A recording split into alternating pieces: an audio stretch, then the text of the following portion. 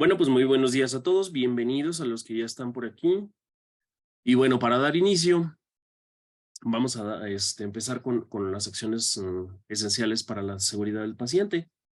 Estas acciones han sido pues un marco legal, vaya, ¿sí? De las acciones para el cuidado del paciente. Hablamos desde la historia de estas leyes de protección al paciente, que inicialmente se daban por el daño que se les causaba a los pacientes al dárseles atención a la salud. Habla 5 puntos específicos en la historia, muy en la antigüedad, en los albores de la civilización del lejano y el Medio Oriente, es el primero. Luego en los periodos helenista y romano en Occidente, luego el humanismo y renacimiento hasta la revolución industrial, luego la era del control estadístico de la calidad en el siglo XX y hasta llegar a la publicación Errar es humano. Esto se lanzó en los primeros retos globales de la OMS y un estudio de IBEAS en el siglo XXI. A final de cuentas el IBEAS se trata de un estudio pionero sobre la seguridad del paciente en lo que es ya América Latina, sino una atención hospitalaria más segura. Es un estudio de lo que significa en inglés, por sus siglas en inglés, es un estudio de eventos adversos. Este tuvo como objetivo evaluar el alcance de la atención insegura en los hospitales seleccionados de América Latina. Los objetivos primordiales que tuvieron el estudio del IBEAS fueron estimar la prevalencia de eventos adversos en hospitales seleccionados en países participantes. Esto para dar el fortalecimiento a la capacidad en torno a la investigación sobre seguridad del paciente en la región y sensibilizar y contribuir también a la construcción de agendas nacionales para la seguridad del paciente. Este estudio se realizó en Argentina, Colombia, Costa Rica, México y Perú, ¿sí? Involucró alrededor de 1,000 trabajadores e investigadores en los 5 países, fomentando una red de actividades significativas propiamente a nivel nacional y subnacional, incluida la emisión de políticas y estructuras nacionales para la seguridad del paciente, ¿sí? Entonces, esto ya declaró el nacimiento ya de un cuidado y de pues unas actividades propiamente para la protección del paciente en el ámbito del cuidado y al brindar pues propiamente los cuidados de la salud. Esto dio origen a lo que son las metas internacionales de seguridad del paciente, que en un momento también vamos a abordar. Parte de la historia de esto también nos habla como ya el primer dato que tuvimos, que tal vez sea de los más conocidos, hablaba de un código que se llamaba el Código Hammurabi. Ajá. Este es un tratado escrito en un idioma que se llama en acadio, en donde hay este documento sigue almacenado en un museo en París, en Louvre. Este código contiene alrededor de 282 leyes, de las cuales hay un ejemplo de legislación del rey babilonio Hammurabi. 11 de estas leyes se refieren al acto médico propiamente y en particular a lo que se toma como origen de la ley del talión. Esta ley decía, en este manuscrito, decía que si un médico hizo una operación grave con un bisturí de bronce y lo ha hecho morir, o bien si lo operó de una catarata de ojo y destruyó el ojo del hombre, se cortarán sus manos. Así es como más o menos da origen la ley del talión. Constituye un intento de restablecer la proporcionalidad entre el daño recibido en un crimen y el daño producido en el castigo. El término talión significa idéntico o semejante, ¿sí? La ley del talión, si lo recordamos, habla de ojo por ojo, diente por diente. Entonces era como inicios de legislación, en donde más que legislación, pues era como un tipo venganza, ¿no? Porque si había daño de un médico hacia un paciente, si dañaba un ojo, pues también era cortarle las manos a este médico. Pues ya con el avance de la historia, pues la ley del talión se convierte en otro tipo de legislación en donde el daño o el castigo para quien agreda a otro semejante, se le hace un castigo semejante a lo que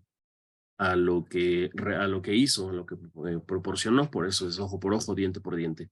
¿Sí? Esto a manera de historia, a muy grandes rasgos, a muy grandes, a muy grandes rasgos, y ya dando origen a lo que es las metas internacionales de la seguridad del paciente, que esta fue promocionada o fue anunciada por el COCACEP, que es el Comité de Calidad y Seguridad del Paciente. Inicialmente nos habla de 6 metas internacionales: identificación correcta de los pacientes, mejorar la comunicación efectiva, mejorar la seguridad de los medicamentos de alto riesgo, asegurar la cirugía en un sitio correcto con el procedimiento correcto y el paciente correcto, reducir el riesgo de infecciones asociadas a lo que inicialmente se llamaba las infecciones nosocomiales, que se convierten en asociadas al cuidado de la salud, ahora asociadas a la atención de la salud. Y reducir el daño causado por caídas. Entonces, así surge este documento en donde propiamente se les va a dar pues la legislación y el cuidado para el cuidado de estos pacientes. Luego, la seguridad del paciente como tal es la ausencia de un daño innecesario, real o potencial asociado a la atención de la salud o a la atención sanitaria. Esto nos lo dice la OMS. Dentro de sus datos también nos habla de que casi 1 de cada 10 pacientes, o sea, estamos hablando del casi el 10%, sufre algún daño al recibir atención de la salud, ¿sí? Llámese daño predeterminado como planeado como el caso de las cirugías, que a final de cuentas es un daño, o llámese un evento adverso o una cuasifalla. En México surge el Plan Nacional de Desarrollo en el 2013, que abarca 2013 la legislación 2013-2018, al igual que el Programa Sectorial de Salud, en las mismas fechas. Esto nos lleva a la planeación y ya la ejecución, más que nada, de leyes propiamente del cuidado del paciente. Y bueno, entrando en materia, lo que ya son las acciones esenciales, vamos a iniciar con la primera, que es la identificación del paciente. ¿Sí? ¿Cuáles son los identificadores que tenemos? El nombre completo y la fecha de nacimiento. Estos son los que nos marca el documento, que se los vamos a compartir también. Este documento, esta estrategia del nombre completo y la fecha de nacimiento es con la finalidad de que si hay pacientes o personas con el mismo nombre, no tendrán una fecha de nacimiento igual. Sin embargo, si llegase a haber el caso de esto, por alguna idiosincrasia del cada lugar, el personal de salud o el instituto donde estemos laborando puede agregar algún otro dato. Por ejemplo, como el más común pudiera ser el número de expediente, o bien la procedencia del paciente. Cualquiera de estos datos, siempre y cuando estén normados por el instituto donde estemos laborando, es posible, ¿sí? Lo que dice el documento realmente nada más el nombre completo y fecha de nacimiento. ¿En qué momentos vamos a seleccionar a este paciente? Hay 2 aspectos importantes aquí que valorar. Uno es en pacientes ambulatorios y otro es en pacientes hospitalizados. En ambos casos se debe cotejar con el paciente o se debe identificar correctamente al paciente al ingreso del paciente, ¿no? Incluso en pacientes ambulatorios en áreas de observación de urgencias se debe tener correctamente identificado a este paciente. Ese es el primer punto, ¿sí? El momento también es en realizar cualquier documentación que se le lleve este paciente, incluso en las hojas de triage, al momento del primer contacto, ya se debe estar identificando al paciente. Posteriormente, la previa realización de cualquier procedimiento, ¿sí? También en un momento vamos a revisar algunos procedimientos. En cuanto a la estandarización, es cómo lo vamos a hacer. Hay que poner tarjeta en la cabecera del paciente. Si lo tenemos en sala de observación, en urgencias, igualmente en su cabecera, o también un brazalete o pulsera. En las canalizaciones, en las soluciones intravenosas, también debe ir todo esto, fecha de nacimiento, nombre completo y cualquier dato que le estemos agregando como la procedencia o número de expediente de acuerdo al estándar del local. Para los estudios de imagenología, laboratorio y patología, es importante seleccionar muy bien cómo lo estamos identificando en nuestras hojas las solicitudes, perdón, debe llevar los mismos datos para todos estos solicitudes. Igualmente recetas médicas, ya cuando al momento del alta, y en la documentación que ellos se puedan llevar, en sus hojas de resúmenes médicos o indicaciones que se lleven a su casa, también deben llevar sus nombres completos de esta misma manera. Previo a la realización de procedimientos, es importante antes, bueno, comprobar los datos de identificación del paciente, cuando menos en los datos, en los momentos siguientes, antes de la administración de cualquier tipo de medicamento, ¿sí? Debemos cotejar con el paciente los datos nuevamente, el nombre completo, la fecha de nacimiento y el dato agregado. Antes de la administración de infusiones intravenosas con fin profiláctico, diagnóstico, terapéutico. Esto ya es al momento de instaurar cualquier infusión. Incluso cuando se hace el recambio de infusiones, también hay que cotejar con el paciente. Antes de la transfusión de hemoderivados, es importante también identificar correctamente a este paciente, aunque esto conlleva un procedimiento especial, ¿sí? Los hemoderivados llevan un protocolo especial, sobre todo los concentrados. Antes de la extracción de sangre u otras muestras para análisis clínicos, aquí es importante identificar correctamente a este paciente, sobre todo en los casos, y hablando de personal de laboratorio, de químicos farmacobiólogos que procesan, que toman muestras y procesan muestras, es muy importante manejar esta identificación muy correcta, ¿sí? Cotejar y registrar inmediatamente, identificar inmediatamente también las muestras extraídas del paciente. Antes de realizar procedimientos médicos o quirúrgicos, esto también en un momento vamos a abordar una acción especial especial para esto de los procedimientos médicos quirúrgicos. En cuestión de procedimientos médicos como revisiones o auscultación por parte del médico, también es importante identificar correctamente al paciente antes de traslados dentro o fuera del establecimiento, ¿sí?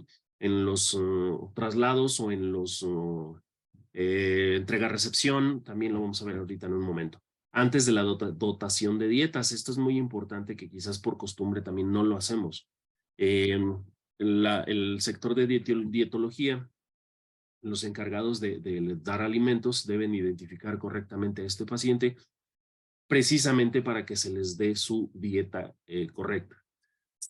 En este caso, se identificará correctamente al paciente y se identificará correctamente su tipo de dieta. Antes de inicio de la terapia de reemplazo renal, lo que es la hemodiálisis o la diálisis, también es importante identificar muy bien a estos pacientes. Y por último, en la identificación de cadáveres ya al momento de la muerte.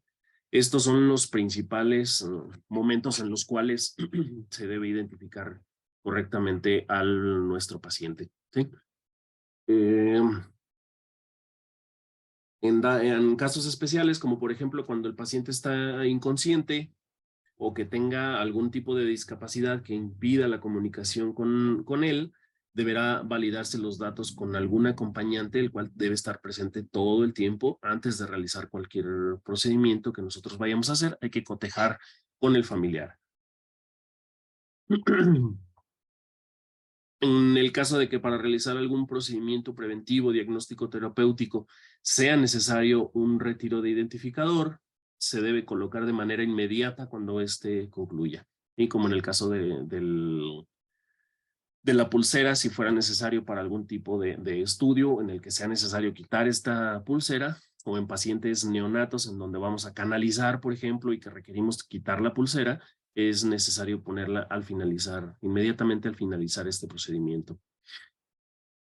Una situación especial en cuanto a las soluciones intravenosas y los dispositivos, el personal de salud debe registrar muy bien los membretes de las soluciones intravenosas, los datos de identificación del paciente, como lo es el nombre completo, la fecha de nacimiento del paciente, el dato que le agregáramos, además el nombre de la solución y o componentes que pudiera tener si le agregamos algún medicamento, frecuencia de la administración, fecha y hora de inicio y hora de término y nombre completo de quien instaló y en su caso de quien lo retira cuando por alguna situación se retire fuera de lo contemplado, también se requiere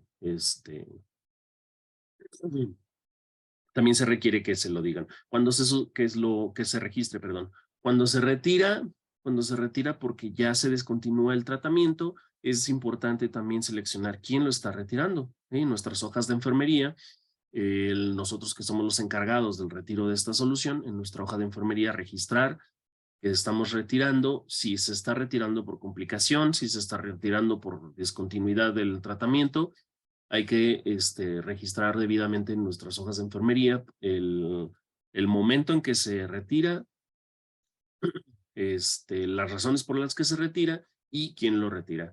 En las sondas y catéteres de los pacientes, el personal de salud deberá colocar membrete con los datos de identificación, los mismos datos, nombre completo, fecha de nacimiento y el dato que le hayamos agregado, y la fecha y hora de instalación y nombre completo de quien instaló. ¿Sí? Esto se identifica tanto en la sonda como en nuestras hojas de enfermería.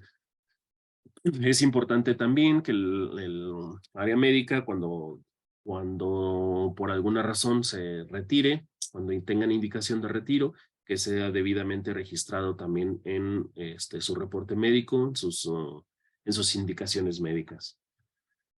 Específicamente de la identificación de imagenología y de laboratorio clínico y patología, es importante que las solicitudes lleven igualmente los datos, además de la fecha y hora del estudio, identificación del solicitante y el estudio solicitado, que se note claramente, y el probable diagnóstico. Esto debe ir en las solicitudes. En cuanto a las placas radiográficas, deberán contener del lado derecho los datos de identificación del paciente, los mismos datos. Además, agregarle fecha y hora de estudio, identificación del establecimiento y clave o iniciales de quien está realizando el estudio. Si hay algún incidente, se deberá especificar en los resultados del mismo. Si hay algún accidente en el proceso, todo esto se deberá registrar. El personal de laboratorio y patología deberá identificar que los datos de la etiqueta del recipiente de la muestra biológica coinciden correctamente con los datos de las solicitudes. En caso de que no coincidan, se deberá comunicar de inmediato con el médico tratante y esperar indicaciones de lo que haya sucedido aquí. ¿Sí? De ahí la importancia de identificar partes corporales al momento si fueran piezas de patología, hay que identificarlas correctamente en el momento de obtenerlas, ¿sí? Nosotros como enfermería requerimos identificar la pieza y darle el manejo correcto, ¿sí? Si son piezas que se deberán meter en formol, pues darle el procedimiento correcto, pero inmediatamente identificarlas. Es importante que tanto las muestras de sangre, cuando nosotros como enfermería hagamos una toma de muestras, dado que en algunos casos lo hacemos, por ejemplo, al momento de canalización de un paciente, que tomamos la muestra de sangre del mismo piquete, vaya, en ese momento requerimos identificar esta muestra de sangre y no tener por ahí muestras combinadas de otro paciente o ahí cerca de otro, y justamente para que no se confundan. Recordemos que la sangre finalmente es un tejido y si en su momento se requiere transfusiones de sangre, van a requerir un manejo especial en donde si hay una descompatibilidad, una incompatibilidad, se hace un protocolo especial en el que también vamos a manejar nuevamente muestras de sangre y pudiera ser por una cuasifalla. Bueno, pasamos a la acción esencial número 2, que es la comunicación efectiva. Este nos habla propiamente de la comunicación al personal de la salud. No es propiamente la comunicación entre médico y personal de enfermería, es todo el personal de salud, ¿sí? Desde el personal de enfermería con el médico, el personal de enfermería con otro personal de enfermería, con otros servicios como dental, como laboratorio, patología, estudios de gabinete, todos estos son personal de salud. Esta acción esencial tiene como objetivo mejorar la comunicación mediante el proceso escuchar, escribir, leer, confirmar, transcribir, confirmar y verificar. Es importante tener un registro de órdenes verbales y escritas. ¿Sí? Para esto se debe contar con una bitácora específica para el registro de órdenes verbales y o telefónicas. ¿Sí? Esta bitácora se ubicará en el centro de enfermería, en la central de enfermería de cada servicio del hospital. Es decir, urgencias tendrá el suyo, hospitalización tendrá el suyo, toco, quirófano, cada uno tendrá el suyo. De este proceso de escuchar, escribir, leer, confirmar, transcribir, confirmar y verificar, es importante que el personal de salud que reciba cualquier indicación verbal o telefónica deberá anotar en la bitácora los datos de identificación del paciente. De ahí que sea tan importante tener siempre a la mano esta bitácora. Es importante registrar nombre completo del paciente, fecha de nacimiento del paciente, el dato que hayamos agregado, nombre, cargo y firma del personal que emitió la orden y los mismos datos de quien recibe la orden, nombre, cargo y firma de quien recibe la orden, la fecha y hora en la que se recibe la orden. El personal de salud que emita o reciba cualquier indicación verbal o telefónica va a cumplir con un proceso. La persona que recibe la orden debe escucharla atentamente. Este es el proceso que les acabo de comentar, que es escuchar, escribir, leer, confirmar, transcribir, confirmar y verificar. Primero, escuchamos con atención. Luego, recibimos la orden y se debe escribir en la bitácora. Luego se lee la orden a la persona que nos emitió la orden. Luego, confirmamos que la información es correcta. La persona que emitió va a confirmar, o sea, el médico, digamos, va a confirmar que esa es la orden. Luego, eh, la, este, quien recibe la orden deberá transcribir en la bitácora y el que emite la orden debe confirmar y verificar que se encuentra en el expediente clínico, firmándola en un plazo no mayor a 24 horas. Esto es ya posteriormente quizás a la ejecución de lo que haya sido la orden verbal o telefónica. Cuando en caso de que haya situaciones de que el médico no esté cuando sale por llamada telefónica y no se encuentre en el lugar donde se está realizando esta acción, tendrá un plazo máximo de 72 horas, en dado caso que siga a cargo de este paciente y que esté dando indicaciones por vía telefónica. En dado caso que el médico esté ausente, el jefe de servicio deberá firmar la indicación, el jefe médico del servicio. Entonces, este es el proceso de las órdenes verbales. Entonces, escuchamos, el que escucha, por ejemplo, vamos a poner un caso. El médico da una indicación al personal de enfermería por orden telefónica. Entonces, la enfermería escucha, lo escribe en la bitácora, luego se lo lee al médico, el médico confirma de regreso y ya en ese momento puede ejecutar, ¿sí? Posteriormente, el médico va a transcribir la orden, va a confirmar que eso fue lo que se dijo y va a verificar que se haya ejecutado la orden. Ambos van a verificar. ¿Sí? Ese es el proceso. Hay otro dato que es la emisión y recepción transferencia de pacientes, ¿sí? Este nos habla de una técnica que se llama SAER, ¿sí? Esto por sus siglas significa situación, antecedente, evaluación y recomendación. Esta técnica la vamos a utilizar principalmente en el traslado de pacientes o en la entrega-recepción de pacientes por parte del personal de enfermería mayormente. El área médica también requiere hacer este tipo de entrega-recepción del paciente. Puede ser incluso durante la transferencia de pacientes de un servicio a otro, por ejemplo, cuando entreguemos pacientes del área de hospitalización a quirófano por un procedimiento quirúrgico o bien de regreso con eso. ¿Y en qué consiste la técnica SAER? La situación consiste en que el personal de salud debe presentarse por nombre, cargo y lugar de trabajo. Hay que mencionar el nombre completo del paciente, la fecha de nacimiento o los datos completos de identificación que mencionábamos previamente, el servicio en donde se encuentra y vamos a describir brevemente el problema del paciente, su condición actual, aspectos clínicos relevantes, incluyendo signos vitales. En dado caso de que, y luego hablamos de los antecedentes, el motivo y fecha de ingreso. Esto puede, importante también cuando hagamos transferencias entre áreas de urgencias hacia hospitalización o hacia observación de urgencias. Datos significativos de la historia clínica. Esto sí es nada más importante como lo más relevante de acuerdo a su padecimiento.